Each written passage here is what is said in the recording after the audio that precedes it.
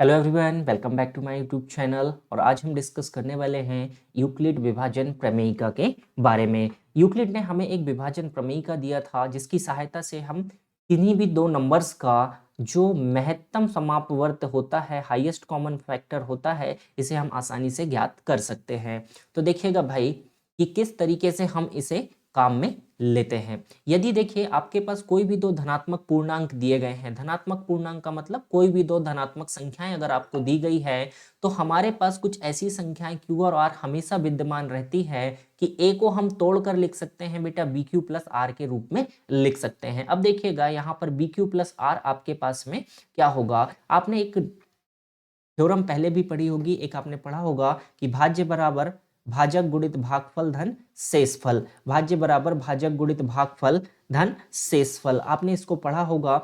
जब भी हम किसी नंबर्स को डिवाइड करते हैं या भाग देते हैं, जैसे फॉर एग्जांपल देखिएगा 76 में हम 5 का भाग देते हैं बेटा, तो 15 बार ये भाग हमारा जाता है। या हमने पहले एक बार दिया तो हमने इसको घटाया बचा 2, और फिर हमने दिया 5 बार तो 25 घटाया बचा 1।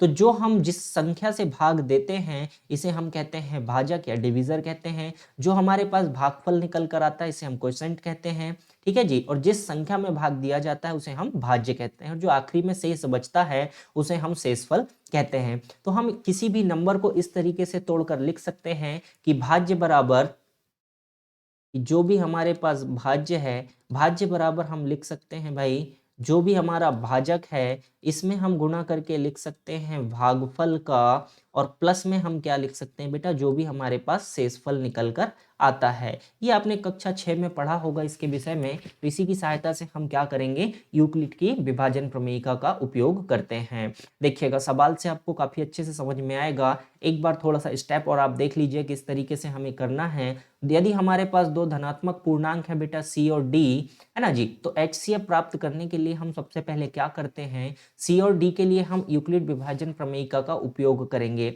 इसके लिए हम सबसे पहले Q और R ज्ञात करेंगे। जो हमारे पास में क्या हो जाएगा, भाग देकर हम इन्हें निकालेंगे, और जो हमारे पास C होगा C को हम लिखेंगे बेटा DQ प्लस R के रूप में, जहां पर R हमारा D से क्या होगा, डिविजर से छोटा होगा। R हमारा डिविजर से छोटा होगा। तो इस तरीके से हम इसे लिखते हैं, और कब तक हम इस प्रक्रिया को दोहराते हैं, जब तक कि हमारे पास शेषफल शून्य ना आ जाए। तो चलिए इसको अप्लाई करके देखते हैं। इसमें आपको काफी अच्छे से समझ में आएगा कि किस तरीके से हमें यूक्लिड की विभाजन प्रमेयिका का उपयोग करना है। तो नियम यहाँ पर वही लगेगा, भाज्य बराबर भाजक गुणित भागफल धन शेषफल का।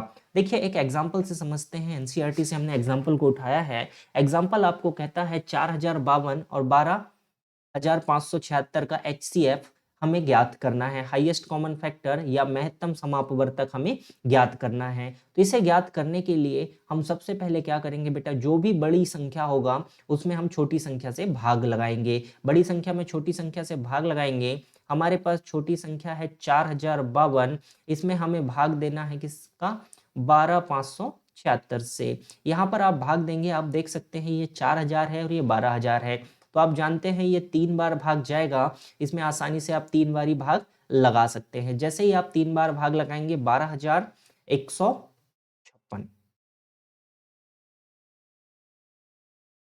ये आपके पास आ जाएगा। यहाँ पर क्या बचेगा बेटा, 7 में से 5 गए 2, 5 में से 1 गए 4, आपके पास बचेगा 420, है ना जी। रिमाइंडर या शेषफल आपका बचा 420। तो देखिएगा इसको आप क्या लिख सकते हैं। अब अगर आप यहाँ पर लिखना चाहें 12,576 को, इसको आप क्या लिख सकते हैं, 4052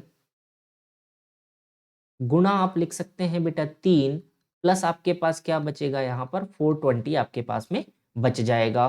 420 आपके पास में बच जाएगा। तो हमने कुछ इस तरीके से लिखा। हमने क्या लगाया यहाँ पर, भाज्य बराबर जो भी हमारा भाज्य था, भाज्य बराबर जो हमारा भाजक था, भाजक गुणा आपने क्या लगाया बेटा, भागफल, गुणा आपने क्या लगाया, भागफल, धन आपने क्या लिखा, जो भी आपके पास में शेष बचा हुआ था, रिमाइंडर या शेषफल जो आपके पास में बचा था उसे आपने यहाँ पर लिखा। अब हम फिर से इसी प्रमेयिका को लगाएंगे किन दोनों नंबर्स के बीच में, 4052 और 420 के बीच में। तो अगेन हम यहाँ पर क्या करेंगे, 4052 और 420 को डिवाइड करेंगे। तो देखिएगा यदि हम यहाँ पर लिखें कि 420 हमने यहाँ पर लिखा और 4052 हमने यहाँ पर लिखा।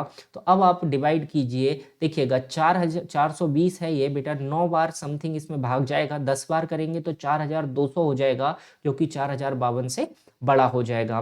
तो हम 9 बार यहाँ पर गुणा करते हैं, देखिएगा गुणा करेंगे, 9 शून्यम शून्य, 9 दूनी 18 का 8, हासिल का 1, 9 चौक 36 और 1 37, यहाँ पर बचेगा 3780। अब आप इनको डिवाइड कर लीजिए, 2 में से 0 जाएगा बेटा, 2 बचेगा, 15 में से 8 जाएगा आपका 7 बचेगा, ठीक है जी। यहाँ बचा 9, 9 में से 7 जाएगा 2 बचेगा, 272 आपके पास में बचेगा। अगेन हम इसी को लगाएंगे, भाज्य बराबर भाजक गुणित भागफल धन शेषफल को। तो देखिए 4052 को हम क्या लिख सकते हैं, 420 मल्टीप्लाई बाई 9 और प्लस क्या लिखेंगे, शेषफल। शेषफल कितना बचा, 272 हमारे पास शेष बचा हुआ है। अब अगेन क्या हुआ, यहाँ पर हमारे पास शेषफल 0 नहीं बचा है, यहाँ पर हमारे पास दो संख्याएं बची है, 420 और 272। तो फिर से अब हम इनके बीच में लगाएंगे, तो देखिए 420 को हमें फिर से भाग देना होगा 272 के साथ, 272 लगभग 300 के पास में है, तो केवल एक बार ही यहाँ पर भाग जाएगा। तो हम इसे क्या लिख सकते हैं, 272 गुणा हमने 1 लिखा, 272 गुणा हमने 1 लिखा। अब इसके बाद में देखिएगा शेषफल क्या बचेगा बेटा, फिर से आपको भाग लगाना है यहाँ पर।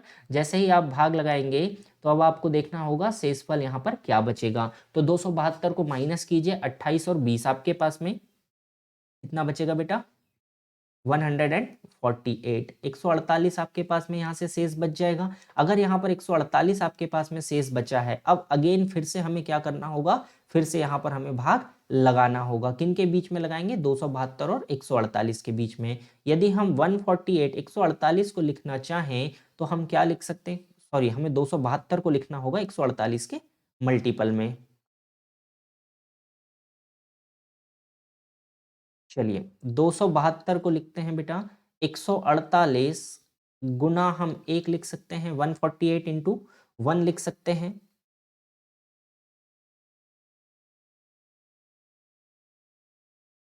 148 ये हो जाएगा प्लस, अब हमें यहाँ पर इसको घटाना पड़ेगा बेटा। 148 में आप भाग लगाएंगे, एक बार ही जाएगा, तो यहाँ पर आपके पास में बच जाएगा 4, 124, 124 आपके पास में बच गया। अब आपको फिर से किन को लेना होगा, 148 और 124 को। जैसे ही आप 148 को लिखेंगे तो इसको आप क्या लिख सकते हैं, 124 एक ही बार भाग जाएगा, प्लस कितना बचेगा आपके पास, 24 आपके पास शेष बचेगा। अब आपको इन दोनों के बीच में लगाना पड़ेगा भाई, इन दोनों के बीच में आपको यहाँ पर लगाना पड़ेगा। तो चलिए यहाँ पर अब हम लगाते हैं किसके बीच में, 124 को लेकर। 124 को लेकर यदि हम लगाएंगे तो देखिए 24 इंटू 5, 24 पंचे 120 होता है बेटा, बचेगा कितना आपके पास, केवल और केवल 4 यहाँ पर बच जाएगा।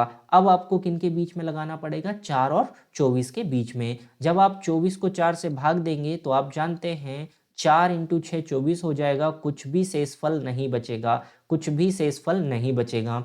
तो आप कह सकते हैं कि जो आपके पास HCF निकल कर आया है, या तो आप इन दोनों संख्याओं की बात कर लीजिए, 4052 और 12576 का HCF भी कितना निकल कर आया बेटा, 4। यहाँ से देखो जहां पर शेषफल मिला वहां पर हमें क्या मिला है, 4, तो यहाँ पर शेषफल 4 है तो HCF 4 होगा। इसके अलावा आप यह भी कह सकते हैं कि अगर आप 4052 और 420 इन दोनों के बीच में भी HCF निकालेंगे तो 4 ही मिलेगा, ठीक है जी। यदि आप 420 और 272 का HCF निकालेंगे तो भी आपको 4 मिलेगा, 272 148 का HCF भी 4 मिलेगा, 148 और 124 का HCF भी 4, 124 और 24 का HCF भी 4, और 24 और 4 का भी HCF क्या होगा, 4 होगा। तो ये सबसे बड़ा एग्जाम्पल हमने लिया, ठीक है जी।